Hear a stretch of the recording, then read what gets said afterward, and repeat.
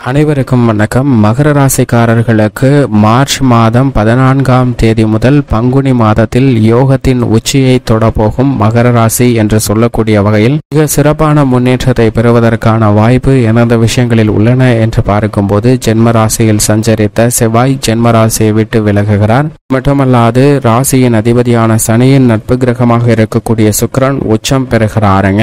சூரியன் மிக வலுவாக தைரியஸ்தானத்திற்குள் நுழைகிறார். இந்த கிரக மாறுதல்கள் நிச்சயமாக வரவேற்கத்தக்க வகையில் அமைகிறது. புதன் வக்ரகதியில் திரும்பினாலும் சின்ன சின்ன தடைகள் இருக்கலாம், பெரிய அளவிற்கு பாதிப்பு இல்லை. எனவேதான் யோகத்தின் உச்சியை தொடப்போகும் மகர ராசி என்று சொல்லக்கூடிய வகையில் பல நிகழ்வுகள் அமைந்துள்ளன.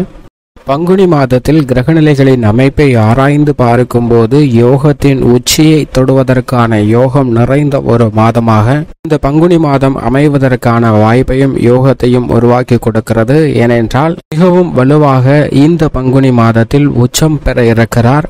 கிரகங்களிலே சுகாதிபதி என்று சொல்லக்கூடிய சுக்கிரன் உச்சம் பெறுவது நிச்சயமாக செல்வ செழிப்பு, வாழ்வில் பொருளாதார ரீதியான முன்னேற்றம் போன்ற அபரிவிதமான நல்ல பலன்களை இந்த பங்குனி மாதத்தில் பெறுவதற்கான யோகத்தை உருவாக்கி கொடுக்கிறாருங்க. அது மட்டுமல்லாது சூரியன் சனி இணைவானது விலகக்கூடிய ஒரு தருணமாகவும் அமைந்திருக்கிறது. இப்படி பல்வேறு விதமான நல்ல கிரக மாறுதல்களை சந்திக்கக்கூடிய இந்த தருணம் என்பது நிச்சயமாக யோகத்தின் உச்சியையே தொடுவதற்கான யோகத்தை உருவாக்கி கொடுக்கிறது என்பதில் சந்தேகமே இல்லை.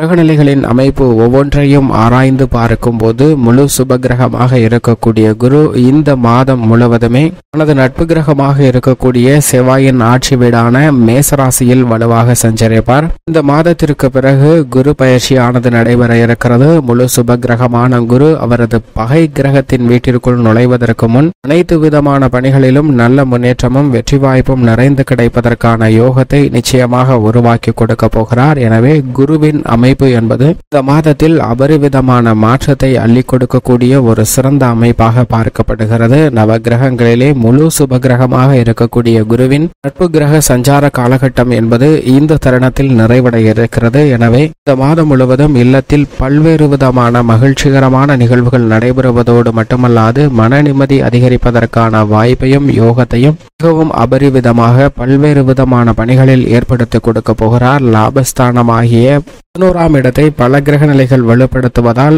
பல்வேறு விதத்தில் லாபமும் பொருளாதார ரீதியான முன்னேற்றமும் நிச்சயமாக கிடைக்கும். அது மட்டுமல்லாது ஜீவனாதிபதியாக இருக்கக்கூடிய தொழில்காரனாக இருக்கக்கூடிய சனி மிகவும் வலுவாக தனது சொந்த ராசியான கும்பராசியில் ஆட்சி பலம் பெற்று வலுவாக சஞ்சரிக்கிறாருங்க. சனி ஆட்சி பலம் பெற்றிருப்பது நிச்சயமாக பல்வேறு விதமான பணிகளில் ஏற்படக்கூடிய தொழில் வியாபார ரீதியான சிக்கல்கள் விலகுவதற்கான வாய்ப்பு நிச்சயமாக உண்டு.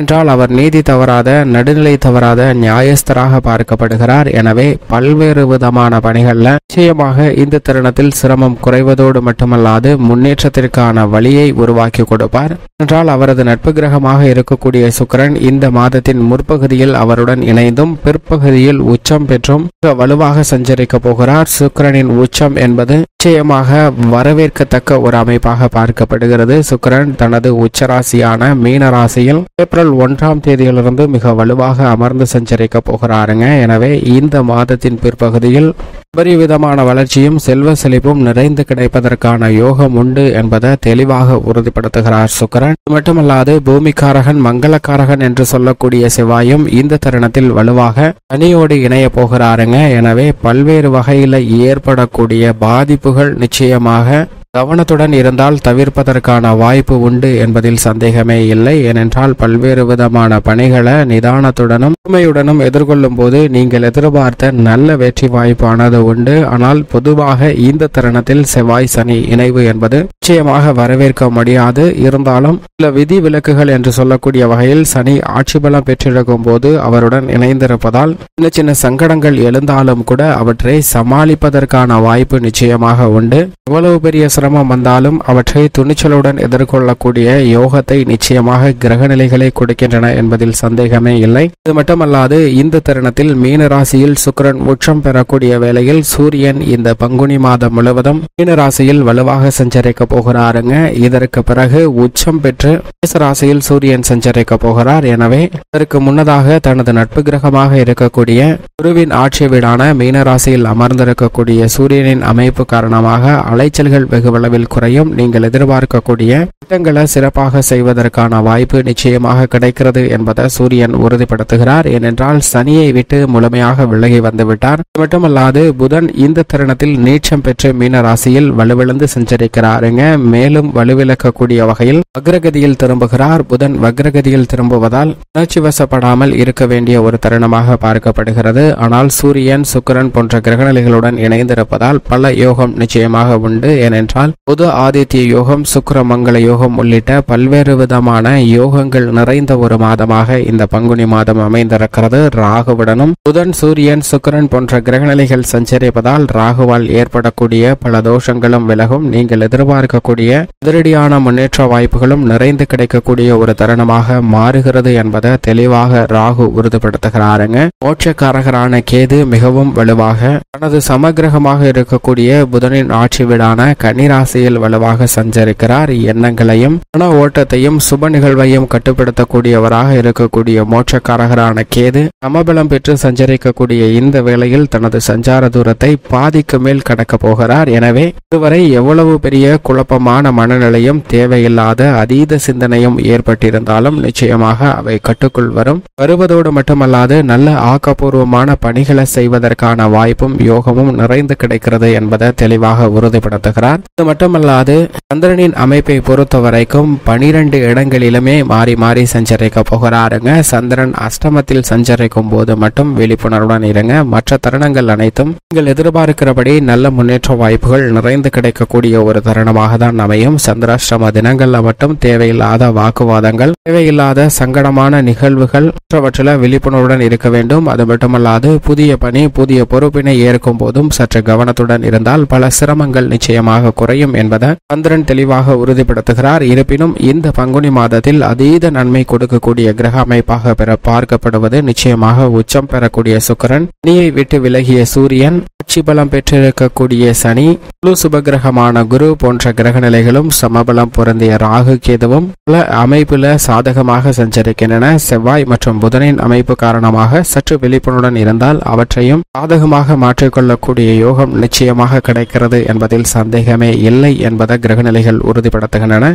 மகர ராசிக்காரர்களை பொறுத்தவரைக்கும் குடும்பம் சார்ந்த விஷயங்களில் மிகவும் வலுவாக சுகஸ்தானத்தில் வீற்றிருக்கிறாருங்க குரு. இந்த மாதம் முழுவதும் சுகஸ்தானத்தில் சஞ்சரித்தாலும் அடுத்த மாதத்திலிருந்து மிகவும் வலுவாக பஞ்சமஸ்தானமாகிய 5 நுழைய போகிறார். எனவே அதற்குரிய நல்ல பலன்கள் இந்த தருணத்தில் இருந்தே நிச்சயமாக எதிர்பார்க்கலாம். குருவின் அமைப்பு காரணமாக குடும்பத்தில் பாசம் அதிகரிக்கும், அன்பும் அந்யோன்யமும் அதிகரிக்கக்கூடிய ஒரு சிறந்த தருணமாக கணவன் மனைவி உறவு பலப்படுவதற்கான யோகம் உண்டு. குடும்பத்தில் ஒற்றுமையும் தேவையில்லாத பிரச்சனைகள் விலகக்கூடிய ஒரு தருணமாகவும் மகர ராசிக்காரர்களுக்கு அமைகிறது. கொடுக்கல் வாங்கல் சார்ந்த பணிகள் சிறப்பாக அமையும். தேவையில்லாத முன்கோபம் குறையுங்க. குடும்பத்திற்கென நேரம் ஒதுக்க முடியவில்லையே என்று எண்ணி வருத்தப்பட்ட நிலையில் நிச்சயமாக மாற்றம் சந்திப்பதற்கான யோகம் உண்டு. பொறுமையாக செய்தாலும் சிறப்பாக செய்வதற்கான யோகம் இந்த தருணத்தில் மகர ராசிக்காரர்களுக்கு உண்டு. ராசியின் அதிபதியான சனி 2இல் ஆட்சி பலம் பெற்றிருக்கிறார். அவருடன் செவ்வாய் இணைவது நிச்சயமாக சாதகமற்ற ஒரு அமைப்பாக பார்க்கப்படுகிறது. எனவே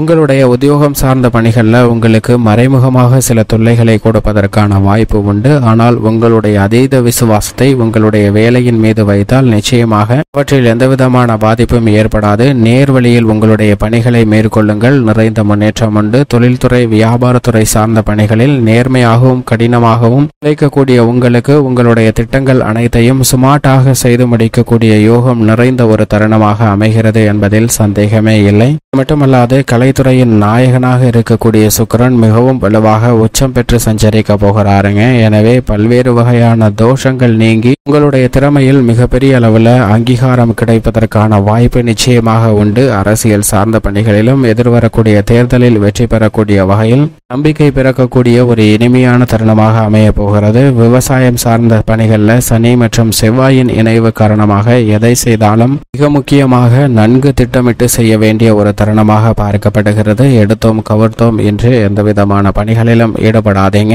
நிதானத்துடனும் பொறுமையுடனும் செய்யும் போது நல்ல பலன்கள் நிச்சயமாக கிடைக்கும். பெண்மணிகளை பொறுத்தவரைக்கும் நிச்சயமாக நிம்மதியான தூக்கம் கிடைக்கக்கூடிய வகையில் உச்சம் பெறுகிறாருங்க.